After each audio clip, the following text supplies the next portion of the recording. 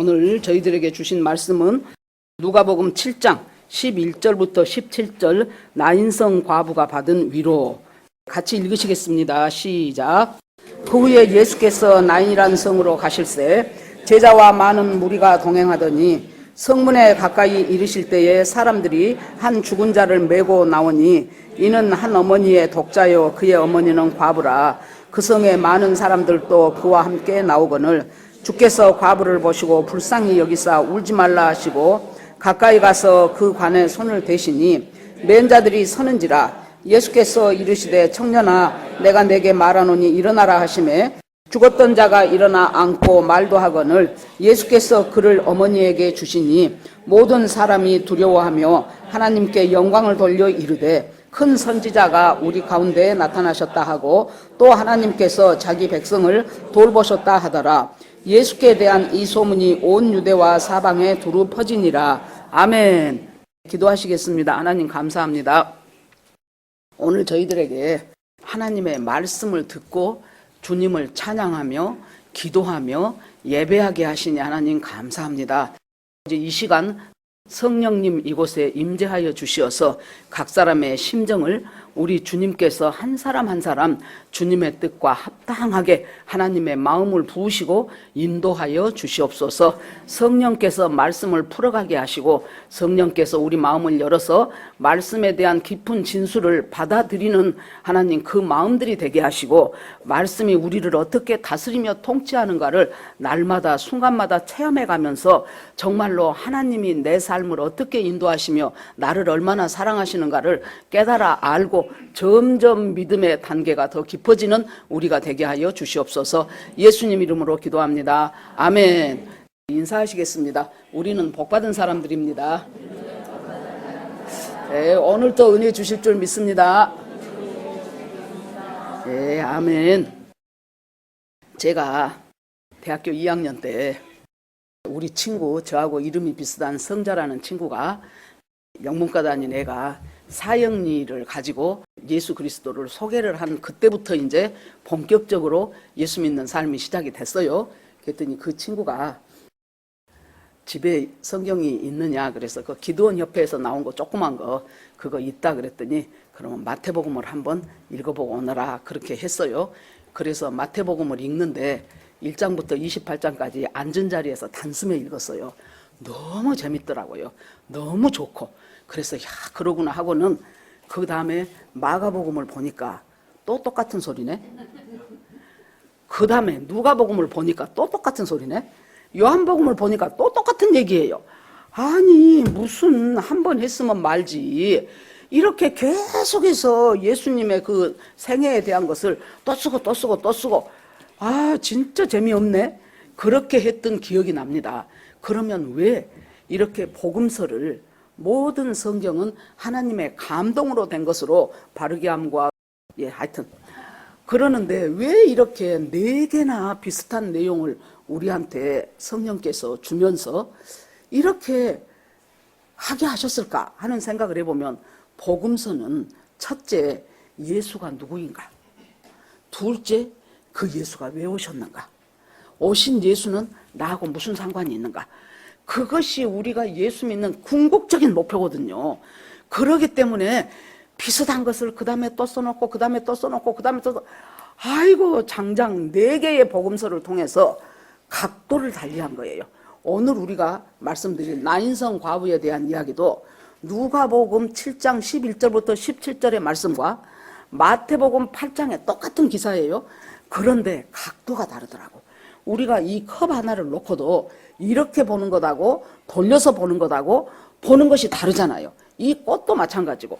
그래서 각도를 다르게 하면서 그러니까 틀리다는 것이 아니고 하나의 똑같은 한 예수님인데 마태복음에서 드러내고자 하는 예수님, 누가복음에서 드러내고자 하는 예수님, 요한복음에서 가르치고 싶은 예수님, 그것이 각도가 다르게 그렇게 해서 우리들한테 보여줘요. 누가복음은 한마디로 보니까 1장부터 지금 그 제사장 사가랴하고 그 부인 엘리사벳이 상당히 나이가 먹고 늙어갖고 애 낳을 확률이 점점 없는 그 시기에 애를 낳게 됐죠. 그때 임신한 애가 바로 세례 요한이었어요. 나중에 이 엘리사벳이 뭐라고 고백하냐 그러면은 주께서 나를 불쌍히 여기셨기 때문에, 주께서 나를 긍휼히 여기셨기 때문에 이 아이를 잉태케 하셨도다 그래요. 그러니까 여기서 처음부터 누가복음은 하나님께서 우리를 긍휼히 여기시는 것이 어떻게 예수 그리스도의 생애 속에서 그것이 펼쳐져 가고 풀어져 가게 되는가, 그 얘기를 지금 누가복음에 쭉 지금 기록을 하고 있습니다. 그래서 오늘 7장도 마찬가지였어요. 7장 앞에 6장에 보면은 산상보훈이 나와요. 너희가 비판하지 말아라. 남을 비판하는 그 비판함으로 너희가 비판을 받을 것이다. 이런 말씀들을 쭉 하고 나서 7장이 지금 나옵니다. 7장에 보니까 예수께서 모든 말씀을 백성에게 들려주시기를, 산상보훈을 들려주시고 마친 후에 가버나움으로 들어가시니라. 가버나움은 갈릴리 호수가 있지요. 그 갈릴리 호수의 조금 위쪽에 있는, 북쪽에 있는 한 성이에요. 도시예요. 가버나움으로 들어갔더니 뭔 사건을 만나요? 어떤 백부장의 사랑하는 종이 병이 들어 죽게 됐네. 백부장은 알다시피 유다 사람들은 아니에요. 로마 사람이에요. 그 수하에 100명의 군사를 거느리고 있어요. 그러니까 꽤 중견 간부 정도 되는 사람이란 말입니다. 그런데 이 백부장의 사랑하는 종, 여러분들은 종은 옛날에 어째요? 써먹다가 아파서 병이 들거나 늙어서 힘이 없거나 그러면 그냥 버려버리는 것이 종의 신세였어요. 그런데 이 앞에 사랑하는 종 그랬어요. 이 사랑이라는 말을 더 조금 구체적으로 하면은 백부장이 귀하게 여기는 종, 존중하게 여기는 종. 그러니까 이 사건, 이 사랑하는이라는 단어 하나만 갖고도 비록 이 사람이 로마 사람이어서 이 유대에 발령받고 왔지만은 이 사람의 성품이 그냥 일반 사람들 갖다 버려버리는, 폐기 처분해버리는, 그렇게 보지 않고 그 종을 지극히 존중하게 여기고 그 종을 지극히 귀한 사람으로 여겼다는 아주 마인드가 보통 사람이 아니라는 것을 알 수 있어요. 그런데 그 사람이 병들었어. 마태복음 8장에 보니까 중풍병이 들어가고 죽어가더라고요, 이 사람이. 그러는데 이 백부장은 그것을 자기가 직접 예수님 앞에 안 나서요. 왜 그러냐 하면은 자기는 로마 사람이고 예수님은 유대인이기 때문에 유대인들이 이방인을 어떻게 생각하고 있는가 그걸 잘 알기 때문에 자기가 안 나서고 장로들 몇 사람한테 내 종이 이렇게 죽어가고 있으니 이 예수님한테 좀 부탁을 해서 내 종을 좀 고쳐주면 안 되겠느냐 하지요. 이 장로들은 누구냐 하면은 나중에 보니까 이 사람들이 예수님 앞에 이 백부장의 종을 고쳐주는 것이 너무나 합당합니다. 그 이유가 뭐냐면 그는 우리 민족을 사랑했어요. 그리고 우리 민족을 위해서 회당까지 지어준 사람입니다. 그 회당의 운영자들이 장로예요, 지금.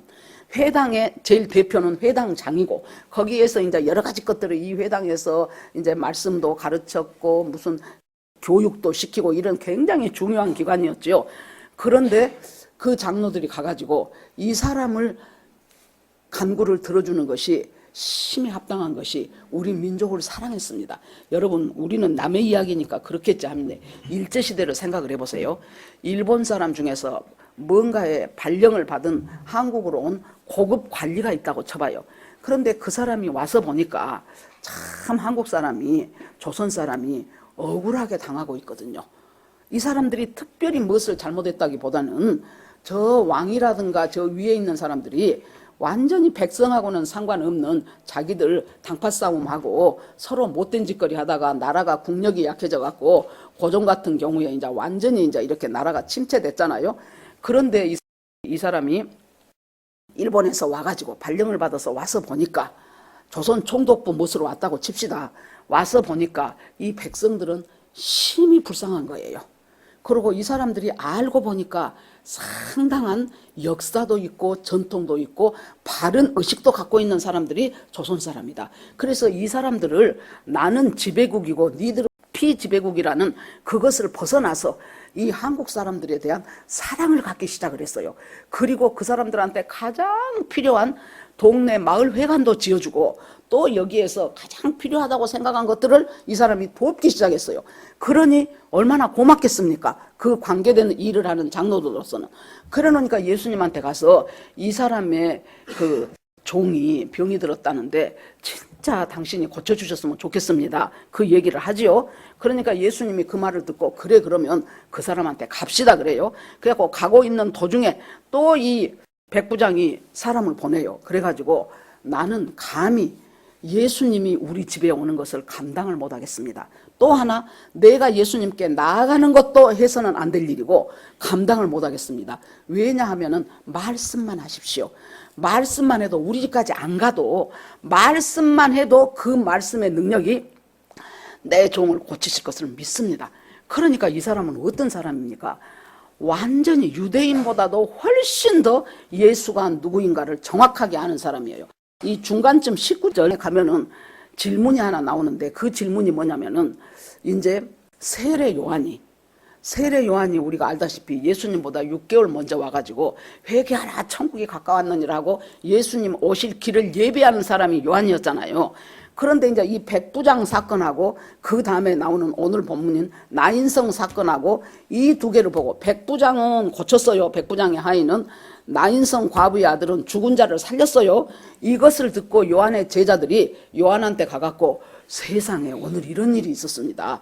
이러저러 했습니다. 한 사람은 죽어가는 자를 말로 살렸고 한 사람은 이미 죽은 자를 그 시체를 일어나서 살게 만들었습니다. 그러자 요한이 혼란이 온 거예요. 요한은 여러분도 알다시피 예수님 보고 세상 죄 지고 가는 하나님의 어린 양이로다. 하나님이 보내신 우리의 구원할 사람 바로 예수 그리스도라는 것을 명시하고 그리고 예수님이 요단강에서 세례를 받고 올라오실 때 하늘이 열리고 성령이 비둘기같이 예수님한테 임하고 하늘에서 음성이 들리거를 이는 내 사랑하는 자요 내 기뻐하는 자라. 그것을 요한은 몸소 체험한 사람이에요. 그런데 요한이 제자들의 그 보고를 듣고 요한이 뭐라고 해요? 너희들 예수님한테 가서 물어봐라. 우리가 기다리는 분이 당신이 맞습니까? 아니면 우리가 딴 사람을 기다려야 됩니까? 혼란이 온 거예요. 왜 요한은 이런 혼란이 왔는가? 분명히 자기가 하나님의 아들인 것을 알고 세상 죄 지고 가는 어린 양이라고 우리의 구원한다는 것을 알고 그랬는데 왜 그 사이에 이렇게 혼동스러워져 가지고 가서 한번 물어봐라. 그랬더니 제자들 둘이가 가가지고 우리 요한 선생님이 그러는데 우리가 기다리는 메시아 구세주가 과연 당신입니까? 아니면은 우리가 다른 사람을 기다립니까?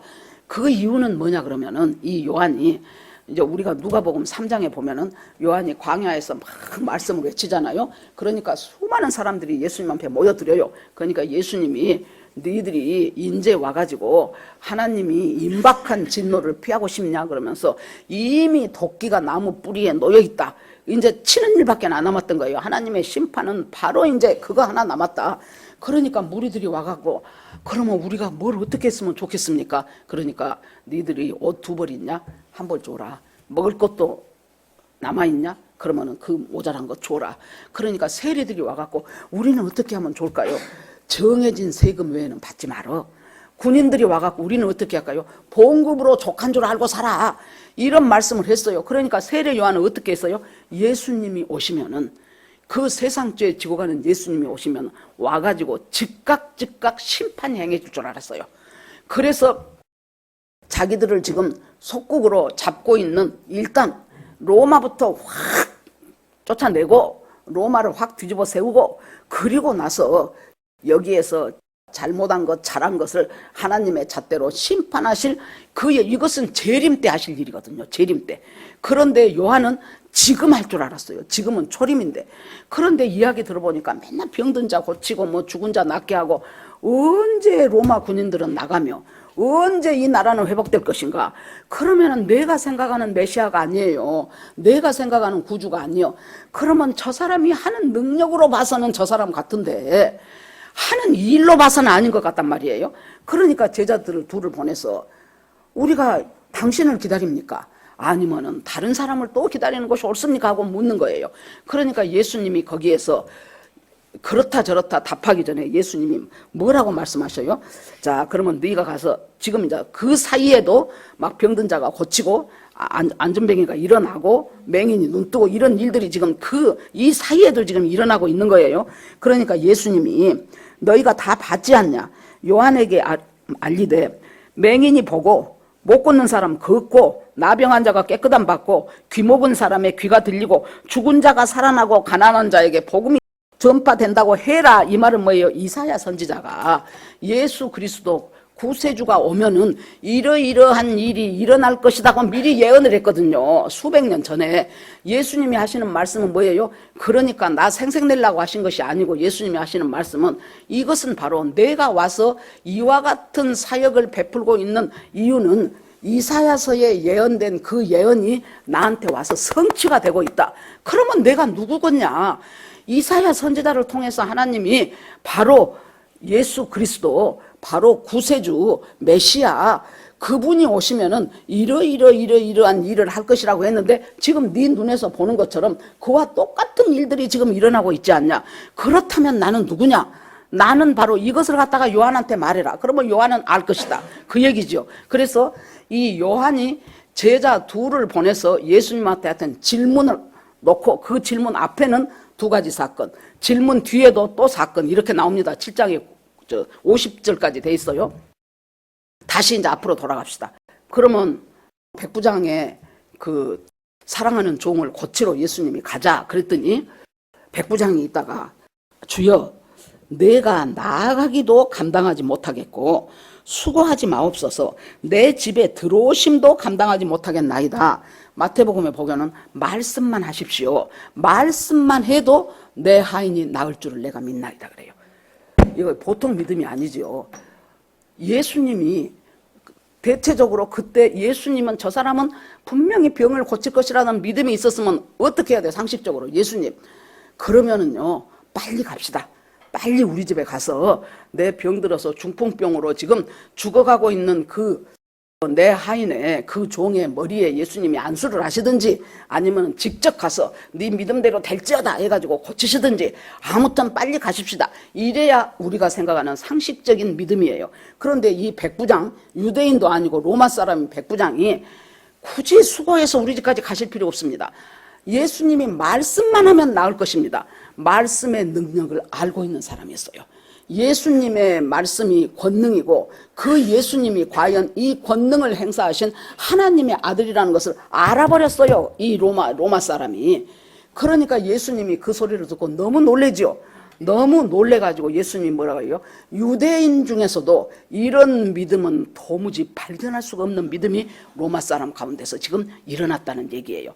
그러면서 마지막 절에 10절에 보내었던 사람들이 집으로 돌아갔어요. 그랬더니 이미 그 종이 나았다는 것을 알게 됐어요. 그래서 예수님의 말씀의 권능이라는 것이 어떤 것인가를 지금 보여주죠. 그러고 나서 그러니까 생각을 해보세요. 예수님을 따르는 사람들 제자들 할 것 없이 이 일을 보고 얼마나 우리가 만약에 예수님을 따르는 제자들이었다면 이야, 내가 과연 줄을 잘 섰구나. 내가 예수님을 따르기로 결정한 것은 내 일생 일대의 최고의 사건이구나. 누가 세상에 저 멀리 떨어져 있는 백부장의 종에 중풍 들어서 죽어가고 있는 그 사람한테 이쪽에서 말 한마디 했다고 그 말의 능력이 저기까지 갈 수가 있어?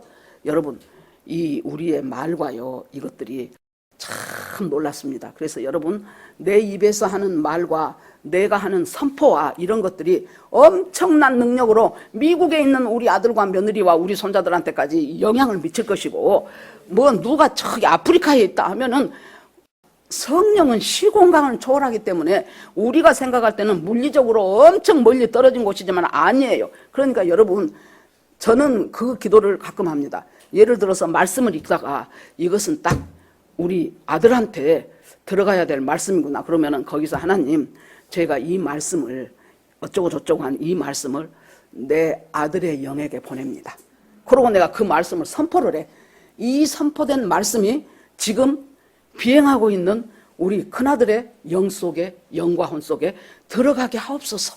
들어갈 것을 선포합니다. 주께서 함께 하시옵소서. 하나님, 내가 하는 이 말씀이 지금 미국에 있는 우리 그 며느리의 영 속에 들어갈 것을 내가 확신합니다. 이 말씀은 내 며느리에게 들어갈지어다. 이 말씀은 내 손자에게 들어갈지어다. 여러분, 돈 듭니까? 힘듭니까? 안 들지요? 하십시오. 우리가 하나님의 대사들이에요. 그래서 대사는 그 정부가 원하는 일을 하는 사람이 대사잖아요. 우리가 대사로 파견을 받았으니 우리는 하나님의 뜻을 집행하는 사람이에요. 본국에다 신청하면 돼. 이만저만 해서 그쪽에 가야 되는데, 이제 만나러 갑니다 하는 이만갑 채널에 의해서 나온 거, 제가 그걸 북한 사정을 보려고 가끔 잘 봐요. 거기에서 쿠바 대사가 하나 나오더라고. 쿠바 대사가 참 사람이 인품도 점잖하게 생겼는데 하도 북한이 가난하니까요. 북한에서는 외교관으로 가는 것이 엄청나게 출세를 하는 것인데, 막상 외교관 생활을 하면은 돈이 없어가지고, 돈만 없는 것이 아니고 어디 가서 얼마 받는다 말도 못해. 우리 외교관들과 북한 외교관의 차이가 봉급이 1000배 이상 차이가 나버려요. 그런데다가 그러니까 이 여자 이제 그 부인 된 사람들이 자기들 외교관 마당에다가 텃밭을 만들더만, 그것이라도 해서 반찬값을 해야 되니까. 그러고 이제 이 외교관들은 이제 뭐 1년에 한 번인가 2년에 한 번 이런 식으로 이제 자기들이 이제 이렇게 그 파티를 해가지고 이제 다른 외교관들을 초청을 해서 같이 이제 교제도 하고 그래요. 돈이 없어, 돈이 없어. 거기다가 이 외교관들한테 외화벌이를 또 해갖고 오라 그래. 그래 놓으니까 별짓을 다 함께 막 외교관들이 밀수하다 잡히고 막 그러잖아요. 북한 간간히 나온 거. 지금은 안 나올걸요. 이 정부는 북한을 좋아해서 그런 거 뉴스에 안 내보낼 거예요. 그런데 그렇게 해가지고 진짜 돈이 없는데 아무튼 뭔가가 잘못돼갖고 이 이제 그 쿠바에서 살던 이 쿠바가 우리하고 수교가 안 됐었잖아요. 북한하고 지금 자기들은 형제국이에요. 그런데 쿠바가 아무리 봐도 북한보다는 이 우리 대한민국하고 수교를 하는 것이 훨씬 낫겠거든요. 그래갖고 대한민국하고도 수교를 맺어버렸어요. 그러니까 북한에서는 난리가 난 거예요. 그래서 아무튼 그런 것부터 시작해갖고 이 사람들이 결국 탈북을 결행을 해요. 굉장히 고생을 했더라고 거기서. 그러는데요, 탈북을 이제 하고 한국에 있는 대사한테 그 얘기를 하고, 한국 대사관에 있는 외교관한테 얘기를 하고, 그래가지고 이제 아주 저도 이제 오래돼서 잊어먹었는데 굉장히 지금 절박한 상황 속에서 이제 이 사람들을 어떻게 해서든지 북한은 이제 잡아가려고 할 것 아닙니까?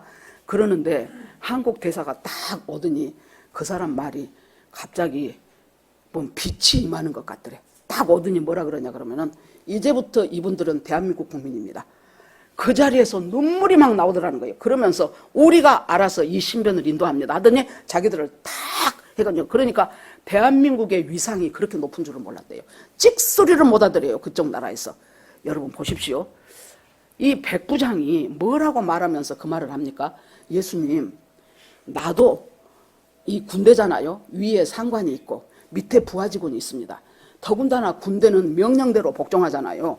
윗사람이 나한테 명령을 하면 내가 그것에 복종해야 되고, 내가 명령하면 밑에 사람도 복종해야 됩니다. 가라고 하면 가고 오라고 하면 오라고 하는 것이 우리의 이 문화인데, 하물며 하늘 아버지의 예수 그리스도 당신이 지금 비록 이렇게 초라하게 왔지만은 당신은 메시아고 구세주인데 당신의 말이 권능이 있고 능력이 있어서 여기서 말해도 저기 우리 집에 있는 그 내 중풍병으로 죽어가고 있는 그 종의 그 말씀의 권능으로 그것이 그 사람이 나을 것을 나는 믿습니다예요. 그러니까 예수님이 이만한 믿음을 유대에서 내가 이스라엘에서 발견한 적이 없도다 하시면서 믿음대로 될지니라 했더니 어떻게 됐어요? 그대로 그 시로 예수님 말씀이 떨어지는 그 시로 그 종은 깨끗이 중풍해서 나은 역사가 일어나죠. 자, 이제 이 예수님의 일행이 그 뒤에 가면서 많은 사람들이 놀랐고, 어떻게 이런 일이 있을 수가 있어, 진짜 그냥 선지자가 아니네, 정말로 하나님이 보내신 분이네, 막 그렇게 해가면서 저 사람이 메시아 아니요, 메시아 아니요, 막 그렇게 해가면서 지금 따라가는 거예요. 그러는데 그 반대편 나인이란 성에 가는데, 그 나인이란 성에서 이것하고는 지금하고는 너무나 반대적인 행렬이 하나 나오는데 장례 행렬이 나와요. 장례 행렬이 나오는데 거기에 죽은 사람은 누구냐? 바로 아주 앞길이 창창한 청년인데 그 청년의 어머니는 과부네. 남편도 지금 언제 죽었는지 몰라도 남편이 죽었어요. 거기다가 아들은 독자요. 이 애 하나뿐이에요. 그러니까 이 아들이 이 어머니에게는 남편이자 자식이자 꿈이자 희망이자 미래자 그러지 않겠습니까? 근데 얘가 그 젊은 나이에 죽어버린 거예요. 아파서 죽었는지 사고로 죽었는지 죽었어요. 그러니까 이제 이 나인성에서 그 이제 장례를 하러 나오는데 그 성 사람들도 얼마나 이 여자가 불쌍했겠습니까? 그러니까 주변 사람들이 옆에 따라 나와주고 같이 울어주고 같이 슬퍼해주고 죽음이라는 것은 우리 인류가 살아가는 이 내 하나의 인생사에서 제일 마지막이 죽음 아닙니까? 그 마지막 죽음은 결국 뭐예요? 슬픔을 동반하는 거예요. 그래서 가면서 울지 마라 위로도 해주고 어떡하냐 그러면서 이제 거기서 같이 울고 나와지는 그러니까 한쪽에서는 예수님의 행렬은 지금 다 죽어가는 사람을 말씀 한마디로 고쳐버리는 생명의 행렬이고 나인성에서 나오는 사람들은 지금 죽음의 행렬이에요. 이 두 행렬이 지금 이렇게 부딪히는 거예요. 그래서 그 울고 있는 모습을 보면서 예수님이 뭐라고 말씀하십니까? 울지 마라. 여러분 울지 마라는 말이 그냥 아이고 그만 울어요. 울면 사람 짐 빠져. 어떻게 했었는지 장례 지내고 더 살아봐야지요. 이것은 우리가 인간이 할 수 있는 인간의 위로예요. 예수님이 울지 마라 할 때는 뭐예요? 지금 이 아들이 죽어서 어쩔 수 없는 절망 속에 있을 수밖에 없는 이 사람에게 네 절망의 원인을 내가 없애주겠다는 그 확신에 찬 말이에요. 단순한 인간의 위로가 아니에요. 주님은 어떤 경우에 우리의 인간적인 어떤 아픔과 어떤 경우의 문제도 주님은 모른 척하지 않으셔요. 아, 예수님도 예수 잘 믿고 열심히 교회 다닌 사람은 그렇게 잘해주고 편애하시구나. 나같이 대충대충인 사람은 예수님이 별로 내 기도도 안 들어주구나. 아니요. 우리가 자식이 보통 요즘은 하나 아니면 둘이지만 옛날에는 자식이 많았었지요. 그 자식들이 어떤 자식은 공부 잘한 자식도 있고 어떤 자식은 말썽만 부린 자식도 있고 다양하겠지요. 그런데 어떤 부모가 그 자식에 대해서 관심이 없겠습니까? 그런 사람이 있다면 그 부모 자격이 없지요. 말썽 부리는 애는 가슴 아파하면서 사랑하는 거예요. 그냥 잘 저 알아서 지 일 잘하면서 부모에게 기쁨을 주는 자식은 감사함으로 사랑하는 거예요. 그 아닌 자식은 가슴 아파 슬퍼하면서 사랑하는 사랑의 정도는 저는 똑같다고 봅니다. 그렇게 하니까 이 어머니한테 예수님이 울지 마라. 네가 울 수밖에 없는 이 절망적인 상황 그동안 살아온 그러니까 예수님은 지금 이 여자의 그 애절한 마음 간절한 마음 고통스러운 마음 다 지금 보고 계시고 있죠. 보고 계시고 알고 계시고 그 아픔과 슬픔과 절망을 아는 그 예수님이 당신이 지금 이토록 슬퍼하고 괴로워하는 그 절망과 그 슬픔의 원인을 내가 해결하겠다는 거예요. 그 원인을 살게 하겠다는 거예요. 그러면서 뭐라 그래요? 청년아하고 관에 손을 대시니 그랬어요. 요 관이 우리나라 관처럼 생각하시면 안 돼요. 뚜껑이 없어, 뚜껑이. 뚜껑이 없으니까 시체를 갖다가 둘둘 이제 이렇게 그 수위 우리로 하면 수위지만은 그 사람들은 수건 있죠. 여러분 보세요. 나사로가 죽은 지 4일이나 됐었잖아요. 예수님이 그곳에 가갖고 나사로야 나오너라 그러니까 나사로가 배를 동인 채로 나왔다 그랬죠. 그래 놓으니까 그것으로 생각하시면 돼요. 관이 뚜껑이 없어요. 그러니까 예수님의 관에 손을 댔다는 것은 무슨 말씀을 의미합니까? 시체에 손을 댔다는 소리예요. 그러면 율법하고는 이것이 어긋나는 거예요. 시체는 죽음이고 사망이기 때문에 시체에 손을 댄 자는 여러분 레위기에 보면은 시체에 손을 대면 부정하다 그랬어요. 부정해갖고 즉각적으로 일을 못하고 밖에 나가 있다가 한참을 지내고 그 부정함이 없어졌을 때 바로 이제 성 안으로 들어와서 자기 볼일을 보는 거예요. 이 부정해진 사람이 누구를 만졌다. 그러면 그 사람까지 부정이 옮아요. 그래 놓으니까 지금 활동을 못하는 거예요. 그런데 예수님은 그 죽음인 시체에다가 손을 딱 대버린 거예요. 손을 딱 대면서 뭐라고 말합니까? 청년아 일어나라. 시체야 일어나라 그걸 안 해요. 이미 예수님은 이 청년을 지금 살리고 계시는 거예요. 그래 놓으니까 청년아 일어나라. 여러분 하나님이 인간을 창조하실 때 아담을 창조하시면서 흙으로 빚어서 만드시고 그 코에 생기를 불어넣었지요. 그 코에 생기를 불어넣으니까 하나님의 생기가 들어가니까 비로소 그가 생영, 살아있는 영이 되고, 생영이 사람이에요. 사람이 된지라 생영이 됐어요. 예수님이 지금 이 사람한테 만져요. 자, 아까 나사로야 나오너라 했을 때 보세요. 죽은 지 4일이나 돼서 마르다가 뭐라 그래요? 자, 무덤으로 가자 그랬더니, 아이고 예수님, 죽은 지 4일이나 돼갖고 냄새가 납니다. 거기가 낮에는 얼마나 덥습니까? 그곳에서 4일을 놔뒀으면은 이제 상당히 시체는 부패하기 시작했을 것입니다. 냄새까지 납니다. 가셔봤자 소용없습니다. 그러니까 예수님이 내가 부활이요 생명이니 그 말씀을 하면서 네가 그것을 믿느냐 하니까 예 믿습니다 그러죠. 나사로야 나오너라. 그럼 우리가 여기서 생각해 봅시다. 자, 죽은 지 4일 됐어요. 지금 이 육신은 지금 썩어가기 시작해요. 그러는데 예수님은 낙원과 음부와 온 세상의 모든 것을 주관하고 계시는 예수님이에요. 지금 이 나사로의 영혼이 어디에 있겠습니까? 저만큼 가 있다니까요. 죽은 지 4일이나 됐는데 이미 나사로가 예수님 잘 믿었기 때문에 나사로는 지금 낙원에 가 있을 거예요. 그런데 예수님이 나사로야 나오너라 그러니까 낙원에 가 있는 예수님의 영혼이 그러고 와서 이 육신에 죽어있는 나사로 속으로 쏙 들어가는 거예요. 지금 이 청년도 마찬가지예요. 청년아 일어나라 하니까 얘도 죽었잖아요. 그래 놓으니까 말하자면 아까 백부장의 하인은 죽어가고 있는 중이니까 그래도 좀 소망이 있죠. 근데 얘는 이미 죽었어. 그래서 동여매가지고 지금 무덤으로 가기 위하여 장례 지내고 있어요. 여러분 지금은 다 이제 장례식장에서 장례를 치릅니다. 그런데 저 어렸을 때 보면은 장례 어디 지금 장례 나간다 그러면은 막 우리는 신장로로 달려갔어요. 그거 보려고. 그러면은 이제 자 관을 이렇게 이제 장례 매는 것이 있어요. 그러면 관을 좀 높은 데다 해놔요. 그리고 다 어깨에 짊어질 수 있도록 양쪽의 사람들이 혹시 그런 장례행들 연세 드신 분이나 알지. 예, 보신 적 있죠? 그러면 메고 가. 그러면 제일 앞에 딱 거기 서가지고 그 위에 높은 데에 서가지고 이 장례를 인도하시는 분이 방울을 막 이렇게 흔들더라고. 어렸을 때 가서 보면 어이야 이제 가면 언제 오나. 그러면 이제 거기 메고 간 사람들이 전부 어이야 하고 이제 가는 거예요. 천천히 그 산소를 향해서. 지금 그러는데 이 사람들이 지금 장례 행렬이 지금 그렇게 와요. 그런데 관 뚜껑은 없어요. 단가처럼 생긴 것에다 지금 해갖고 간다고 보면 돼요. 예수님이 손을 딱 그 시체에 대더니 청년아 일어나라.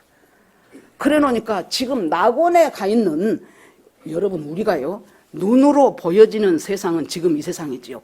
이 세상은 반쪽도 안 돼요. 안 보이는 세상이 훨씬 더 무궁무진합니다. 우리가 몰라서 그러지. 예수님이 청년아 일어나라 하면 거기에서 그 청년의 영혼이 낙원에 있다가 예수님 말씀을 듣고 하고는 벌떡 일어나서 다시 이 청년의 육신으로 들어와 버리는 거예요.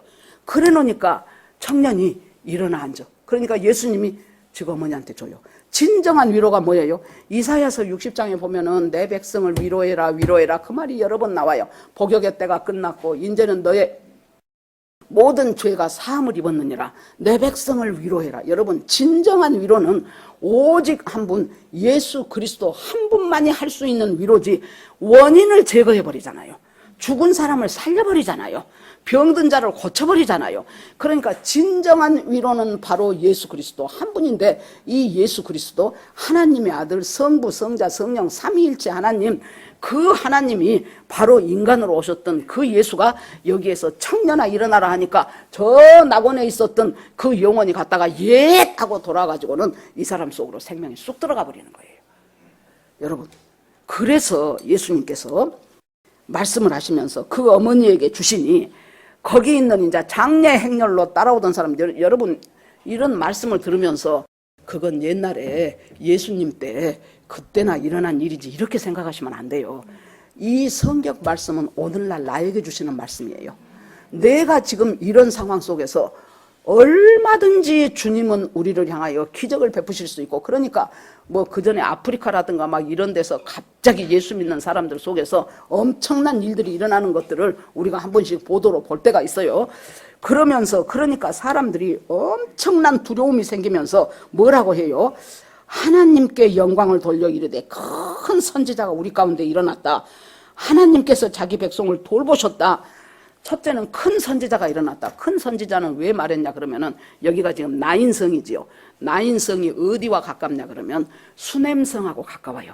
여러분 수넴 여인 알지요? 엘리사 때 자기 아들이 죽었는데 엘리사한테 가서 말해가지고 엘리사가 와서 살려준 그 수넴성하고 가까워요. 그러니까 이 나인성은 그 수넴 여인이 하나밖에 없는 그 아들이 어떻게 죽었다가 살아났다는 소식을 다 들었겠죠.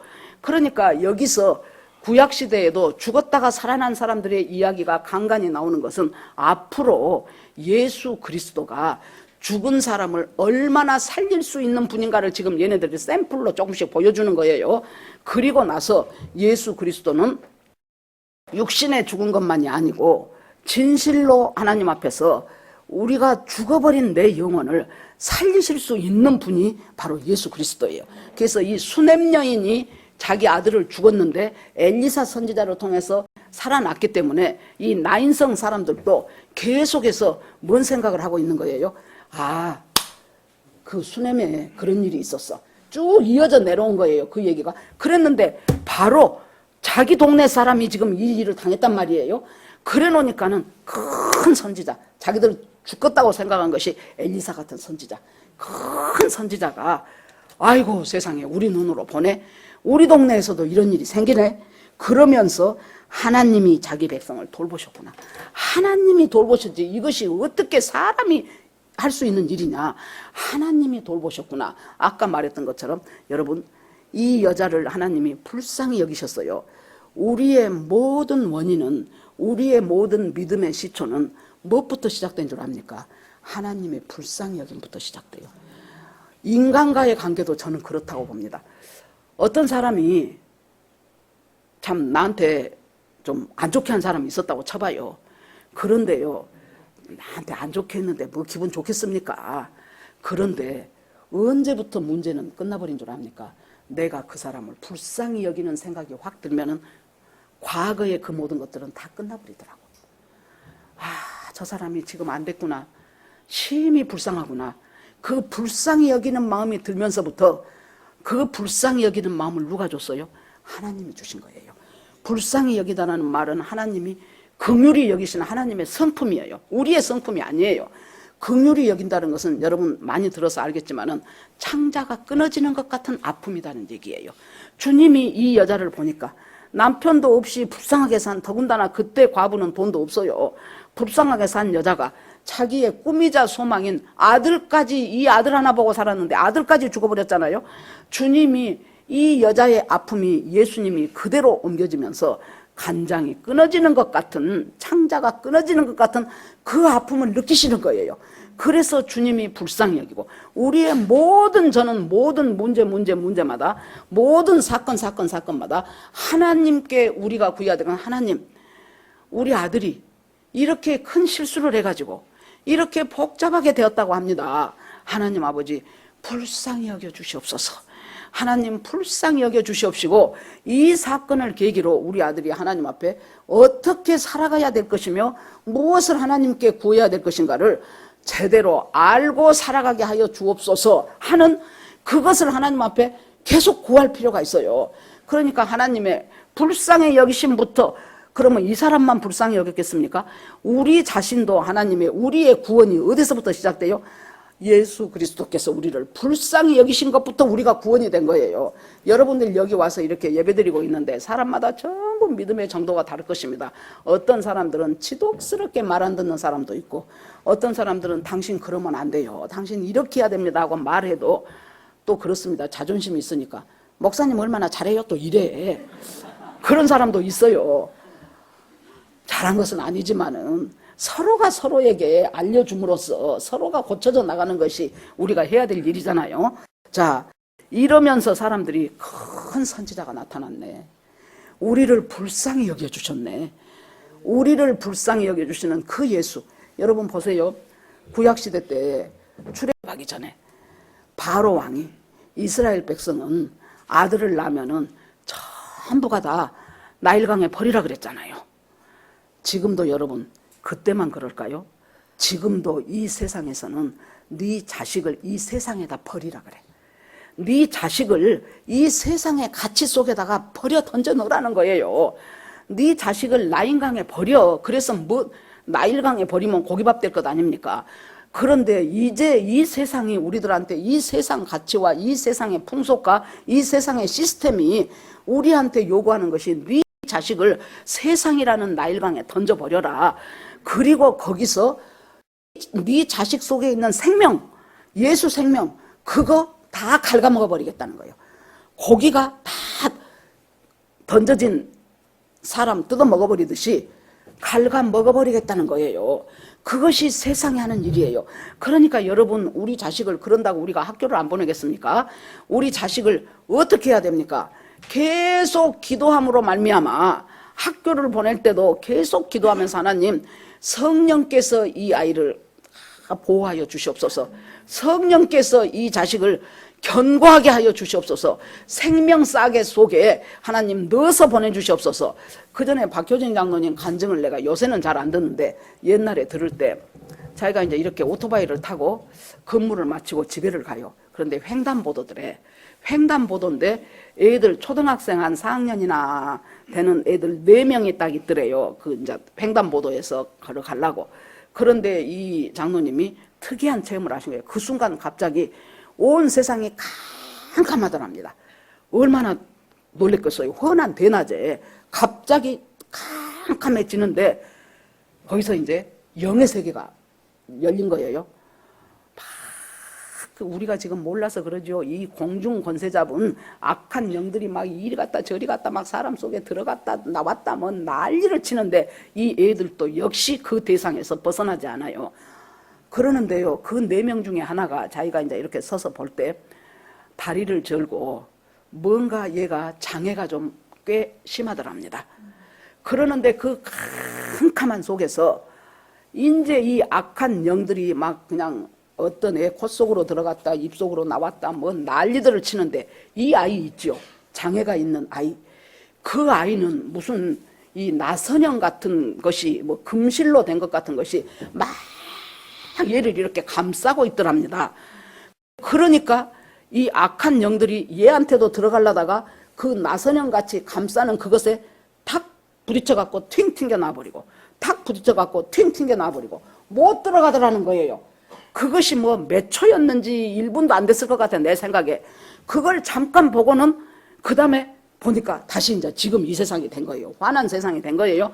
그때 자기한테 깨달아진 것이 뭐냐 그러면은 이 아이가 장애가 있고 다리를 절고 어딘가 몸이 약하기 때문에 많은 사람들이 이 아이를 위하여 중보기도를 한 거예요.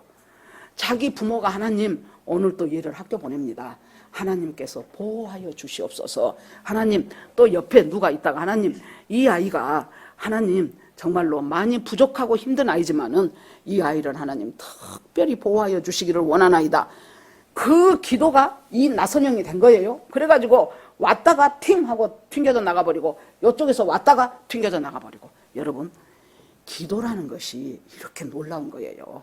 그래서 내 자신도 기도하고 우리가 세상은 네 자식 나일강에 던져서 네 아이 속에 들어가 있는 예수 생명 그거 다 우리가 갉아먹을 거야.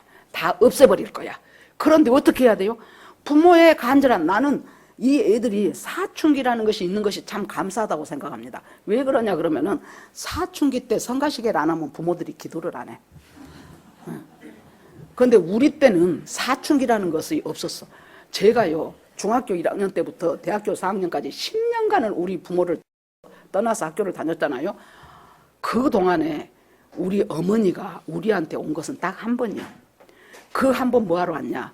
우리 언니 사귀는 남자 한번 얼굴 한번 보겠다고 와가지고 얼마나 일이 많고 그랬다가 우리 자취한 우리 방에 오셔갖고 2박 3일 동안 엄청나게 잠만 주무시고 가시더라고요.